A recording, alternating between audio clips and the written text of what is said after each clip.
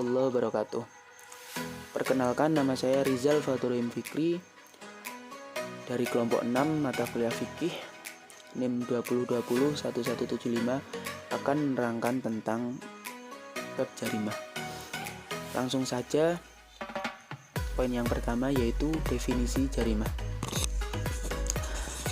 Jarimah berasal dari bahasa Arab yaitu jarimah, yang berarti perbuatan dosa atau tindak pidana. Dalam terminologi hukum Islam, jarimah diartikan sebagai perbuatan yang dilarang oleh syarak dan ditentukan hukumnya oleh Tuhan, baik dalam bentuk sanksi-sanksi yang sudah jelas ketentuannya seperti had, maupun sanksi-sanksi yang belum jelas ketentuannya oleh Tuhan, yaitu seperti takzir. Jarimah menurut Al-Mawardi adalah larangan syarak yang diancam oleh Allah dengan hukuman had ataupun takzir. Hukum had adalah hukum yang telah dipastikan ketentuannya dalam nas Al-Quran atau sunnah Rasul.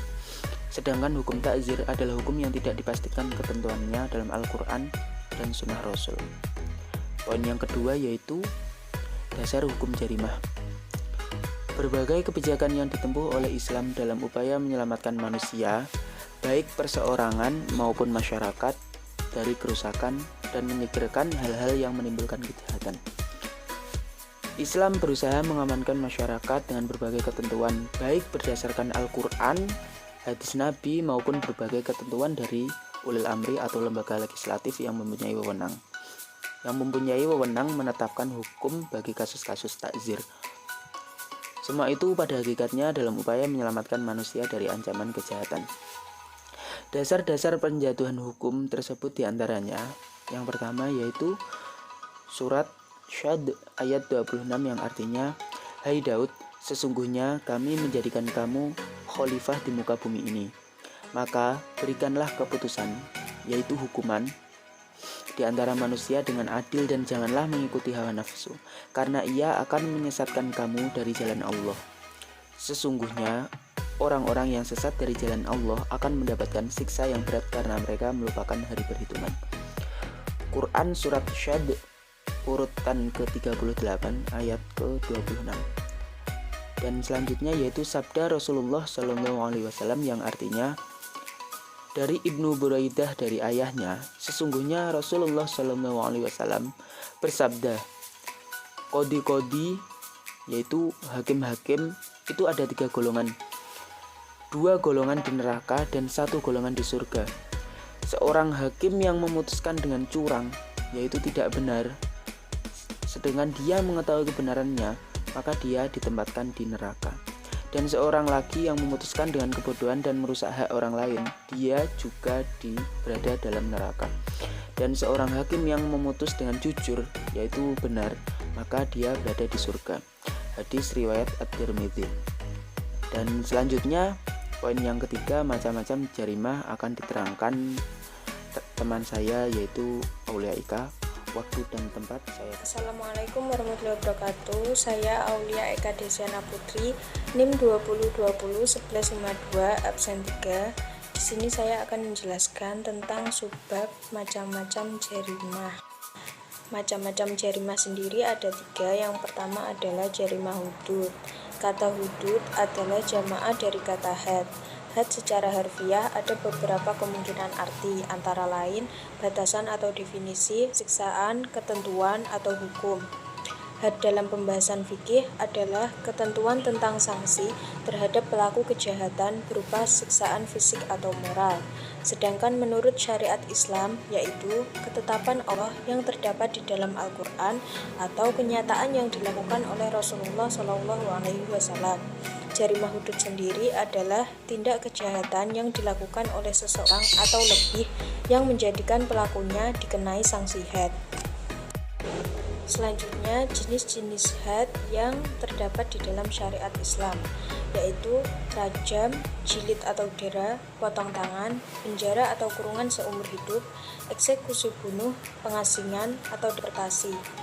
Adapun jarimah yang pelakunya diancam sanksi had yaitu yang pertama zina atau pelecehan seksual, yang kedua qadzaf atau tuduhan zina, yang ketiga sarikoh atau pencurian, Yang keempat, harobah atau penodongan, perampokan, dan teroris. Yang kelima, ada bumbuh atau pemberontakan. Yang keenam, ada ridah atau murtad, beralih atau pindah agama. Yang ketujuh, ada khamar, minuman keras, dan obat-obatan terlarang. Yang kedua adalah jarimah kisos diyat. Secara harfiah, kisos artinya memotong atau membelah. Kisos yang dimaksud dalam hukum pidana Islam adalah pembalasan setimpal yang dikenakan kepada pelaku pidana sebagai sanksi atas perbuatannya. Jarimah kisos adalah jarimah yang hukumannya sama dengan jarimah yang dilakukan. Yang termasuk jarimah ini ialah pembunuhan dengan sengaja dan penganiayaan dengan sengaja yang mengakibatkan potongnya atau terlukanya anggota badan. Ini adalah jarimah terhadap tubuh dan jiwa manusia. Sedangkan diyat sendiri berarti denda dalam bentuk benda atau harta berdasarkan ketentuan yang harus dibayar oleh pelaku pidana kepada pihak korban sebagai sanksi atas pelanggaran yang dilakukannya. Jarimah diyat adalah jarimah yang hukumannya ganti rugi atas penderitaan yang dialami si korban atau keluarganya. Yang termasuk jarimah ini ialah pembunuhan tak disengaja yang mengakibatkan terpotongnya atau terlukanya anggota badan. Selanjutnya, yang ketiga adalah jarimah takzir. Jarimah takzir merupakan jarimah yang jenisnya disebutkan dalam Al-Quran secara rinci, tetapi hukumannya sama sekali tidak disebutkan. Untuk subbab selanjutnya yaitu hikmah dari jarimah. Adanya hukum pidana Islam merupakan suatu bentuk pemeliharaan yang telah ditetapkan oleh Allah Subhanahu wa Ta'ala, karena Allah lah pembuat hukum yang mutlak. Adapun unsur yang dipelihara tersebut meliputi pemeliharaan jiwa, di mana di dalam hukum Islam wajib memelihara hak manusia untuk hidup dan mempertahankan kehidupannya. Untuk itu, hukum Islam melarang pembunuhan sebagai upaya menghilangkan jiwa manusia dan melindungi berbagai sarana yang dipergunakan oleh manusia dan mempertahankan kemaslahatan hidupnya. Yang kedua, akal merupakan sumber hikmah atau pengetahuan, sinar hidayah, cahaya matahari, dan media kebahagiaan manusia di dunia dan akhirat. Dengan akal, surat perintah dari Allah disampaikan. Dengannya pula, manusia berhak pemimpin dan dengannya manusia menjadi sempurna, mulia, dan berbeda dengan makhluk lainnya. Maka, seorang muslim senantiasa bisa menjaga dan memelihara fungsi akalnya dari segala yang dapat merusak fungsinya dalam berpikir rasional. Yang ketiga, perlindungan untuk harta yang dimiliki seseorang, di mana ia berhak untuk dijaga dari para musuhnya, baik dari tindak pencurian, perampasan, atau tindakan lain, memakan harta orang lain, atau baik dilakukan kaum muslimin atau non-muslim, dengan cara yang batil seperti merampok, menipu. Jadi dapat disimpulkan bahwa Islam merupakan agama yang memenuhi segala kepentingan kehidupan bermasyarakat.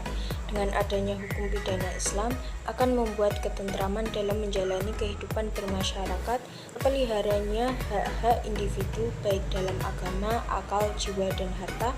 Pemberian hukuman yang diharapkan mampu menakuti seorang muslim untuk melakukan jarimah sehingga dapat mencegah rusaknya sistem kehidupan bermasyarakat.